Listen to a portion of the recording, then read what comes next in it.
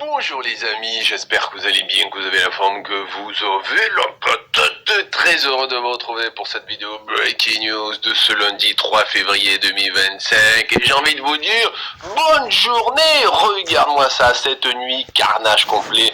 Ça a été un crash équivalent au Covid. Il y a eu plus de liquidations sur le marché crypto que lors du crash Covid et lors du crash de FTX. Donc ça te dit la violence, hein. On a Bitcoin qui a fait dans les moins 8, Ethereum qui a fait quasi moins 30, XRP plus que moins 30, Solana moins 16, BNB moins 20, Doge moins 30. Il y a plein de moins 30 qui ont circulé. Donc là, tu es sur une purge de chez purge totale. C'est pour ça que bon, il y a plus de 2 milliards de liquidation. C'est pire que le crash Covid et le FTX. Donc tu imagines, ça rigole pas. Alors, certains qui aiment en profiter... Je me permets de montrer ça sur le canal VIP de trading.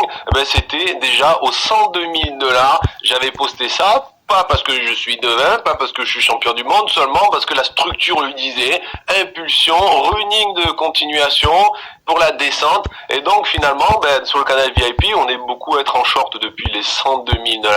Alors tu comprends bien que quand tu es en short depuis les 102 000, tout se passe bien. Pourquoi si je te montre ça, c'est parce que on n'oublie pas qu'on a ce gros régular géant dont l'objectif, après, lors du retournement haussier, doit taper les 108, 109 000 $. D'accord? Donc, d'un côté, on crash, on a l'équivalent de crash qu'on a eu dernièrement, mais souvenez-vous, après ces crashs-là, a beaucoup poussé. Je dis pas que c'est certain, là, c'est bon, on va exploser en mode tout le monde. Je dis juste, attention, la structure elle-même, moi je suis juste un lecteur de structure, un analyste, nous dit, si la structure n'est pas invalidée et tant qu'elle ne casse pas les 89 067 $, la structure, ce régular, restera valide.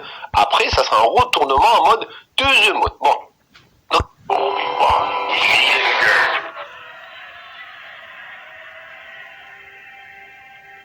Bon.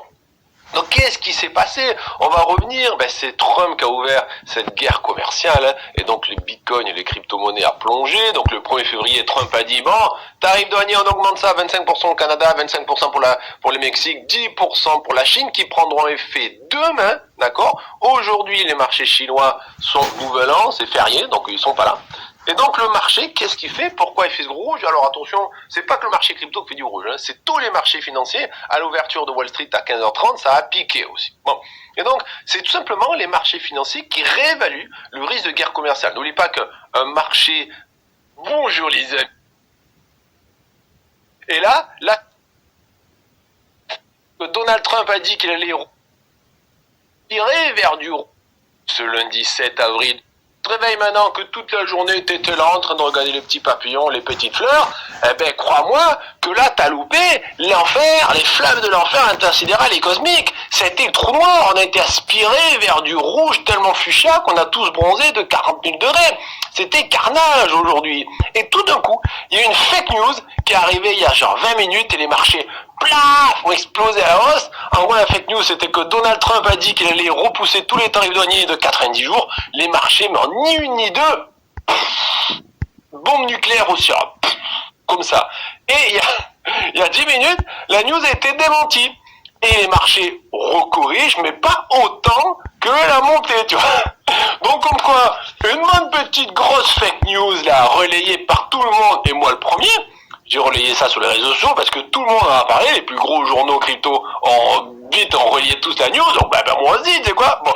Et finalement, tout ça, pouf, ça fait exploser les marchés qui finalement sont pas si atroces que ça. Donc l'atrocité c'était tout à l'heure, mais grâce à la fake news, c'est moins atroce. Alors le marché est quand même dans l'extrême peur, regarde, on est revenu dans l'extrême peur. Hier on était dans la peur, on était à 27 ici sur les crypto and green index, on était là, et là on a perdu 10 points. Là, oui, c'était pas Julie, entre hier et aujourd'hui, c'est entre hier soir et ce matin, le marché crypto, c'était ben 100. Marché tradit aussi, et finalement avec la fake news, ça va bien. Donc Bitcoin aujourd'hui, avec 72, je dis, qu'est-ce qui se passe là? Attendez, j'ai vu des flammes de partout, et les flammes ont toutes disparu, là. Bon, donc ça à peu près, les altcoins, tu vois que t'as un peu de vert, c'est un petit peu mitigé, mais c'est pas le carnage qu'il y avait tout à l'heure, parce qu'on a pris cher. Regarde-moi la bougie sur Total 3 des altcoins, c'est carnage parti. Ça veut dire que la bougie ici du top 125 a pris un petit moins 10%, moins 10% a été ravalé, je rigole rigole pas, regarde-moi ça. C'est-à-dire que là, il y a 1 heure, 2 heures à la louche, hein, on était à moins de 10% sur l'ensemble des altcoins du top 125. Et ça veut dire que certains étaient à moins 20, d'autres qui étaient à moins 5, tu veux. C'est l'idée. Et là, en l'espace de 30 minutes, allez, 1 heure, et je compte large, on a fait un plus 10%. Grâce à la fake news. Et donc là, une fake news a été démentie, mais finalement, les investisseurs, ils font, va un culo che cura les camarades, elle m'a fait dire plein de romans comme ça en pleine langue que je connais pas, et puis bon, ils revendent pas. Si t'as racheté à cause de la fake news, bah, tu vas pas revendre derrière, au bout d'un moment, bon ben voilà. Donc, c'est assez marrant, et donc c'est plutôt fake news, mais genre voilà, on est content. Donc hier, dimanche, ça a fini dans un carnage parce que on a le total qui a fait moins 10, et ce matin on se retapait en moins 10, tu vois. Donc oui, sachant que la moyenne mobile de 200 weekly du total, qui est quand même un des plus gros supports qu'on attend, est juste en dessous. Donc pour l'instant on a échappé belle. Par contre attention, les bears sont toujours là, il y a toujours du momentum. Il n'y a pas de divergence haussière pour l'instant, il n'y a rien, non, il n'y a pas de divergence. Donc là, est-ce qu'on va faire un petit tour sur la zone de survente? Est-ce qu'on peut encore faire un peu de rouge? Pourquoi pas? Est-ce qu'on peut chercher la 200 weekly? Pourquoi pas? Bon, donc il y a quand même des bonnes news dans tout ça, c'est que ça y est, la structure a été validée. Rappelez-vous, cette structure, je crois que j'en parle tous les jours depuis je ne sais pas combien de semaines, parce que voilà, parce que simplement la structure, on a eu la A, on a eu la B, on a eu la C. Maintenant, la question que tu as envie de me poser, là, qui te démange les lèvres, là, hein, et de me poser, c'est venir, Foufi, t'es plutôt pain au chocolat ou chocolatine? Non, c'est pas ces questions-là. Foufi, est-ce que ça y est, la vague, le regular flat, il est fini, la vague c'est fini, et on repart to the moon maintenant? Alors déjà, t'as bien compris que lorsqu'on valide un regular flat, ben après il y a une hausse, ça part. Est-ce que ça, c'est le départ de la hausse? Ben on n'est pas sûr encore. Il faut un vrai setup, il faudrait un setup. Là, c'est la fake news qui a fait tout pomper. Si jamais on commence à avoir un petit canal baissier qui se fait comme ça et que ça pousse, là oui c'est bon. C'est la validation du régular et c'est parti mon kiki pour aller en haut. Maintenant attention, on pourrait se retourner et peut-être que la vague là n'est pas finie. Hein. On peut revenir chercher les plus bas et chercher la 200 wiki. Donc là c'est trop tôt parce qu'aujourd'hui c'est la journée un peu de fou, tu vois. Donc il se passe des choses vraiment, une volatilité mais de nucléaire sur les marchés.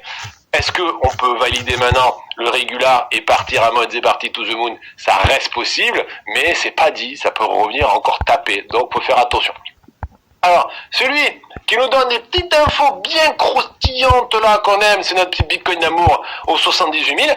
Alors notre petit Bitcoin d'amour, il est quand même allé chercher ce matin les 74 400 $. C'est-à-dire hier, il a clôturé sa semaine, enfin le dimanche, un petit moins 6% pour clôturer le petit dimanche. Et ce matin, il a refait un petit moins 5, tu vois. Bon, et là, la fake news a fait que boum, la bougie est entièrement ravalée. Et là, on démentit la fake news et finalement, je vais pas revendre. Ah, j'ai racheté, je vais pas revendre. Bah, ils ont raison. Donc, bon. Et donc, tant mieux. Merci la fake news. Alors, merci à ceux qui ont bien diffusé la fake news. Mais attention, ceux qui ont diffusé la fake news, c'est pas des petits pimpins comme moi. Ça vient de en haut, de l'entourage de Donald Trump. Hein, ça vient de très très haut, d'accord? Bon. Bref. Qu'est-ce qu'on voit de beau? On voit que le prix du Bitcoin, quand on prend de là à de là, il descend. Quand on prend de là à de là, avec ici un petit géranium, il monte. Et donc, qu'est-ce que c'est? C'est une divergence haussière daily. Et ça, c'est beau. Ça veut pas dire que le bottom, il est là, c'est bon, on a bottomé, maintenant c'est parti tout le monde. Ça veut pas dire ça. Ça veut dire que le bottom, il va bientôt se créer. Ou il est déjà là, ou dans pas longtemps, il peut se faire. En tout cas, ça aide les divergences haussière daily. Pour l'instant, les bears ont toujours momentum, fait attention. On fait aussi attention que le Bitcoin est toujours à l'extérieur des bandes inférieures, de sa bande inférieure Bollinger 78 972. Donc rien nous dit que Bitcoin d'amour, il va pas demain après-demain dans la semaine retester le bas de la mèche 74 000. N'oubliez pas, les grosses méchouilles sont très souvent retestées. Donc un Bitcoin qui revient tatouiller les 74 000, ça reste très possible. Ok. Maintenant, on a la moyenne mobile 50 weekly, qui est un puissant support qui est au 76 769, qui pourrait aussi bien retenir le prix. Il a retenu le prix là, il pourrait retenir le prix là aussi, tu vois. Bon, donc finalement, tout ça pour dire que dans cet éclatage tout ce par terre, eh bien on a un peu de la lumière de Satoshi Nakamoto qui vient sur nous. Et c'est bon. Voilà. Alors au niveau de la structure, ça y est, on a validé enfin la structure. Et rappelez-vous, on parlait hier, qu'est-ce qu'on disait hier? Je disais, Foufi, dis-moi un scénario. Ben, je me suis mouillé pour un scénario, mais bon, j'ai juste évoqué un scénario comme ça, d'accord? Ce qui serait beau, c'est vu qu'on a un gap sur les contrats futurs à fermer aux 83 000 $, ok? Le gap, là, tu l'as ici. Le gap affilé, il est au, allez, j'arrondis aux 84 000. Tu vois, il reste 6%, le Bitcoin a monté pour le filer. Donc, vu qu'on a un gap ici, allez, j'arrondis vers les 84 000, même si exactement, non, exactement, je vais te le dire, sur le daily, on a clôturé dimanche à 83 500. Bon. Donc, il y a un gap à finir à clôturer aux 83 500. Et donc, un scénario beau, ça serait quoi? Je vous disais, ben, il faut qu'il valide la structure. Hier, on était à peu près là. Et un scénario sympa, c'était, il tombe dimanche, lundi, bim, tu tombes. Tu vas valider la structure pour créer le gap haussier aux 83 500. Et comme ça, tu as un beau gap haussier. Et après, zoom, après avoir validé la structure, tu repars. Et grâce au gap qui fait un petit effet propulsion et ça part. Mais c'est marrant parce que pour l'instant, ben, lundi est tombé et les gaps on les pas cherchés, il y a un gap à fil encore. Et donc pourquoi c'est beau? Déjà premièrement, on a validé la structure, petit A, petit B, petit C, ça y est, on a pété les 76 769 $. Ça fait des semaines et des semaines et des semaines que la structure nous dit, ben, vu qu'on n'est pas allé au 92, on va aller au 76 000, c'est exactement ce qu'il a fait. Maintenant la question que tu te poses c'est, ok, est-ce que la structure elle est finie là, ça y est? Vu qu'on a pété plus bas et ça repart, ben pour l'instant on n'en sait rien. On n'a pas un gros setup, on n'a pas une belle structure de retournement, on n'a pas une petite structure de retournement ici. Qu'est-ce qui peut être une petite structure de retournement? Là, si on commence à voir un canal baissier se faire, la zigzag, boum, ça a pété. Si jamais il revient tester ici les 74 qui zigzag comme ça sur un canal baissier, ok, ça sera une fin de structure, ça a pété. Donc là, la bourse, il va sûrement un peu en prendre. Donc je pense que, les amis, pour cette petite mise à jour, soyez prudents, courage, on est tous ensemble. Je vous fais des bisous et on se dit à demain, bye bye.